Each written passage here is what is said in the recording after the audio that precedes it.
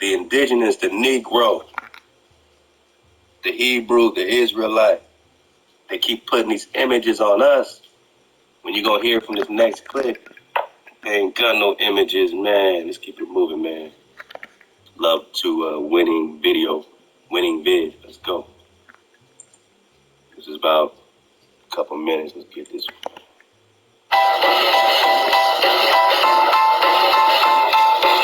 Hey guys, welcome to Hip Youth History. Do you have a Native American gangster hero?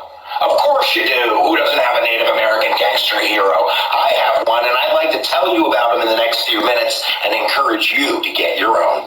My guy's name is Tecumseh. I'd like to tell you about Tecumseh and about Tecumseh's curse, which some people believe is responsible for the death of, let's see, 1, 2, 3, 4, 5, 6 American presidents. Hey. There's these images again. We're going to hear in this next clip that there's no images of him. So why do they keep... Who's this guy?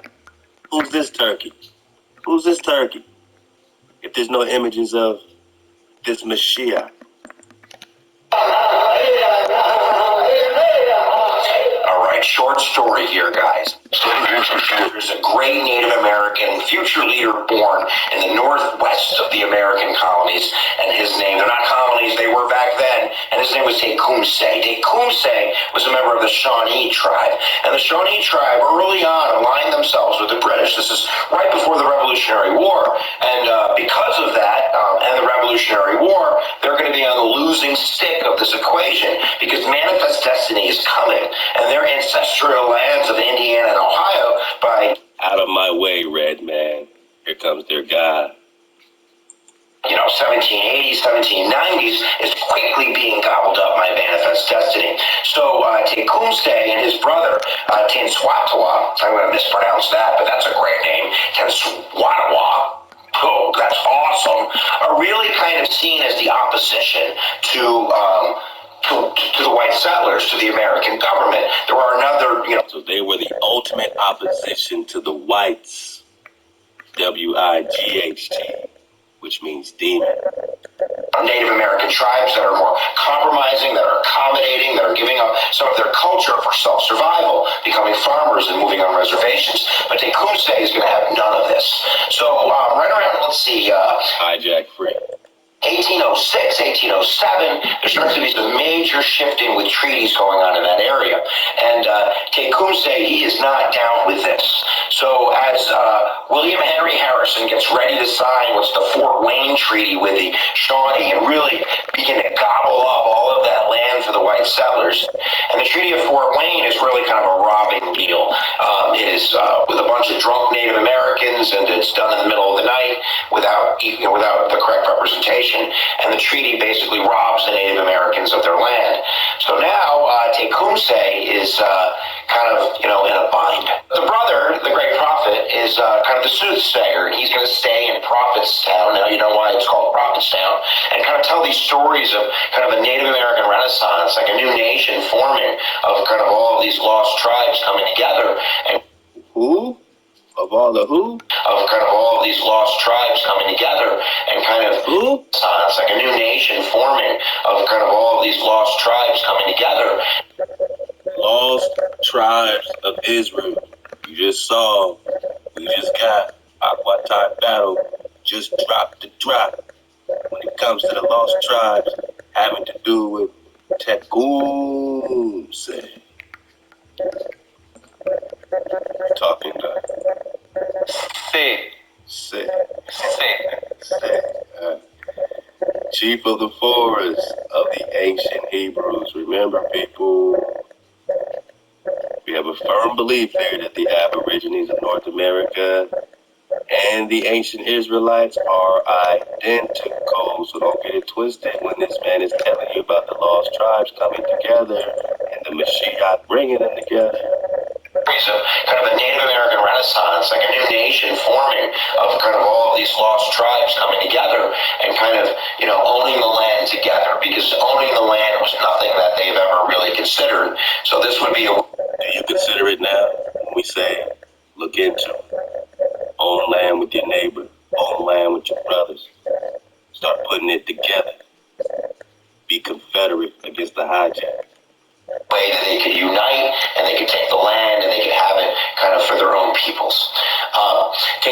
is the warrior. So he goes out on a warrior mission. This is like 1808. On a warpath.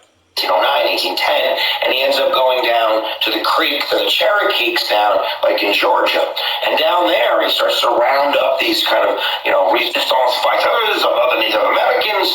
And I don't know why I got a Russian accent in there, but they were called the Red Sticks. Oh, you put the Russia in there for a reason. Let's go. So when they're down there doing that, that's when William Henry Harrison attacks. He attacks at Tippecanoe, and he basically, breaks up Prophetstown and, breaks up the resistance. So right around the same time, we kick it in with the War of 1812, and that eventually is going to be the downfall of Tecumseh. Tecumseh is going to, again, align with the wrong side, the British, and he ends up dying. Again, ally with the wrong side. I mean, how you gonna tell this man he allied with the wrong side? He should have allied with who? At the hands of William Henry Harrison. I don't know about. He should have allied with Harrison. He should have allied with the white settlements, with the white invaders, or with the you know what I'm saying, Cynocephalus, dog-headed people. Who should he have allied with? You gonna give this man advice on allies? He ends up dying at the hands of William Henry Harrison. I don't know about personally, but from his forces at the Battle of Detroit, where the Americans are victorious in the War of 1812. All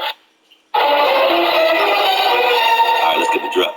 But the story is that this is where kind of the interesting folklore comes in, that Tecumseh's brother, the great prophet, supposedly cursed the United States because of its actions.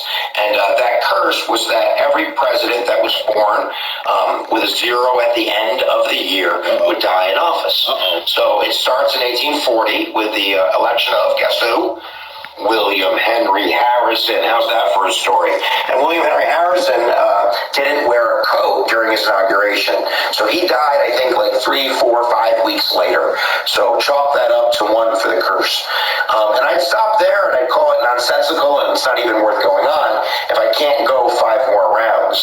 So let's go 5 more rounds, right? We have 1860, Abraham Lincoln, 1880, James Garfield, 1900, William McKinley, 1920, William Harding, and 1940, FDR dies in office as well. So this is a curse related to this prophet, this Mashiach, that any of these hijacks, calling themselves presidents of this colonial corporation, something about a year ending in the last digit 0, right?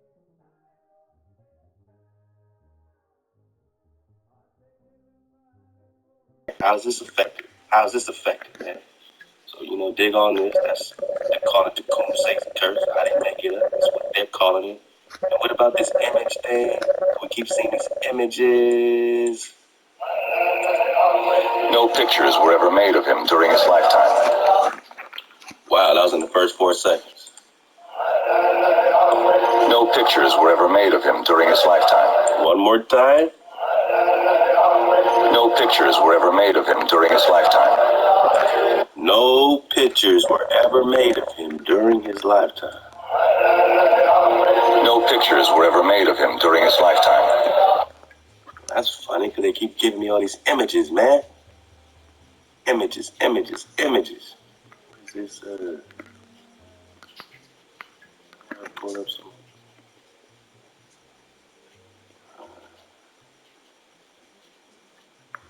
Doggone images, man. Check this. Let me do it like this, man. I am slow of speech and tongue, man. Just put into Google say in Google. Images. Alright, so this is what they keep putting on us, right? We're gonna talk about this cat right here, who definitely hijacked the homie Tecumseh, she did. But, these are all the images you're gonna get. Hijack, and it's only hijack because they're literally hijacking us with these images. I mean, doesn't mean that because you look a certain way you're hijacked. Oh, no, I'm just saying when you are claiming to be a people, but yet you are not a people claiming to be a people, and you have to write yourself into history. And these are the images everywhere. That's a part of the machine pushing it on you and me. And we are in the middle of a hijack, especially when it's pretty clear and pretty known that what? No pictures were ever made of him during his lifetime. No pictures, no account in his own words was left behind. No account in his own words were even left behind.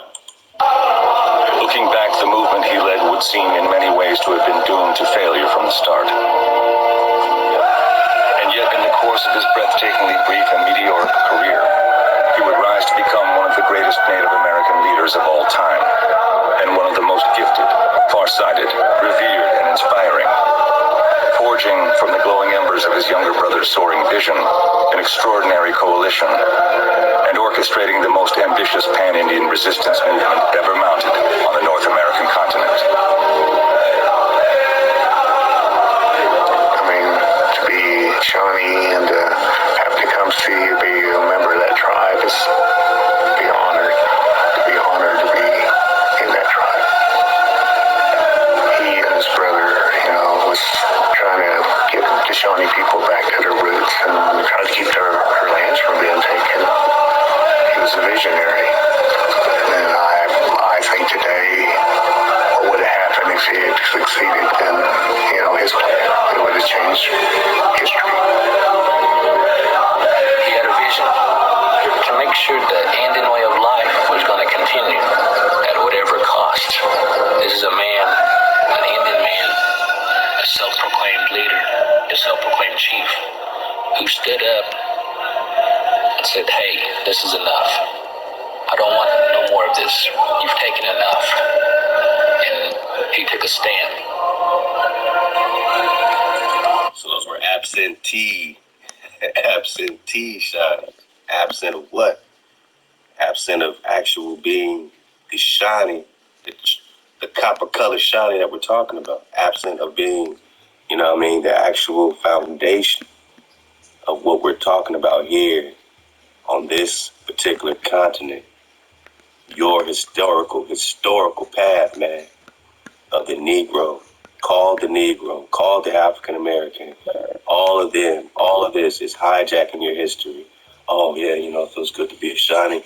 Come on, man. The real shinies don't even know where they are today. That's why they're absentees. Let's go, man. I'm on the warpath, man. I get some more of them. I might have to get a little bit more of that tartanic. I get some more tartanic, man. Let's go, man. I'm on the warpath. So, wow.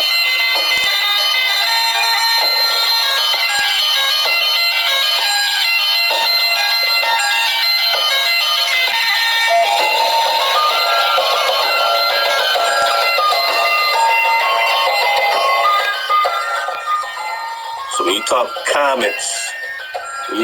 comments or commentators, you're talking mediators or presters or dragons. Alright. So again, the story